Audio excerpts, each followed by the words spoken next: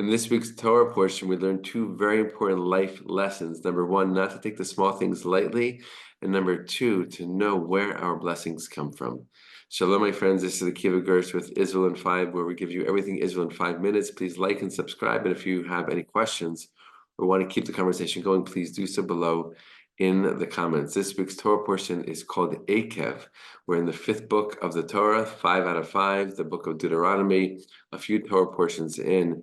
And the word Eikev means heel.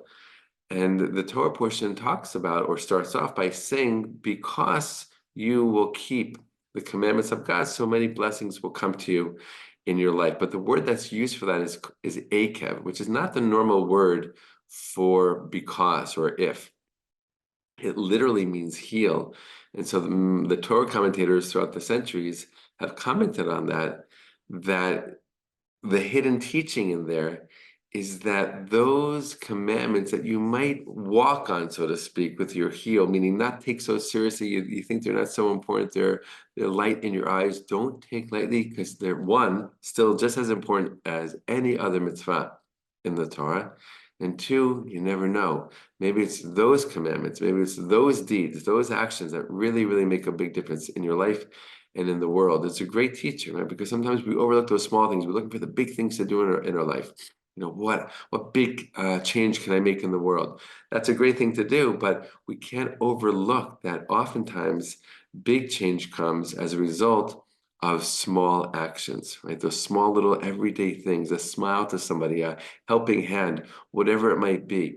We don't need to save the world, so to speak, in the biggest way possible to make a difference in this world. We don't need to find a cure for disease in order to make an impact in this world. Those things, again, are great.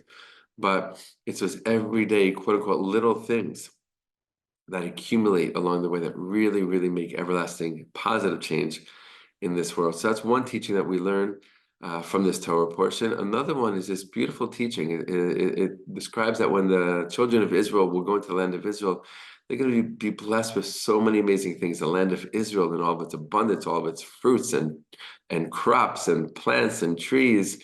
And the land itself is a blessing, and they'll have houses, and they'll have vineyards, and they'll have fields, and they'll have farms, all of these blessings that they're going to have. And at the very end of this long list of blessings that they will experience when they come into the land of Israel, God says, and don't forget me. Don't forget me, right? Don't say, oh, my hand did all of these things, right? It's me who created all of this.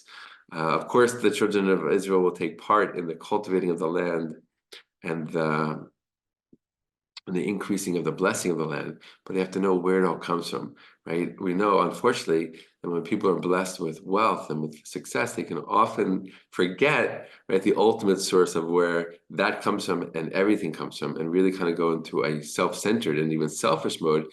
Look what I did. And that's exactly what the Torah portion says. Don't do that. Don't say, look what I did, right? You were part of it, absolutely. Don't forget the role of God, the source of all things. And it's an important teaching, right? Because in another part of the Torah portion, it basically asks a rhetorical question. Well, not really a rhetorical question, because we get an answer. Because what does God want from us? Really, like, what does God want from us? And the answer is basically to have yirah of God, which often means fear or awe. I like the word awe better, right?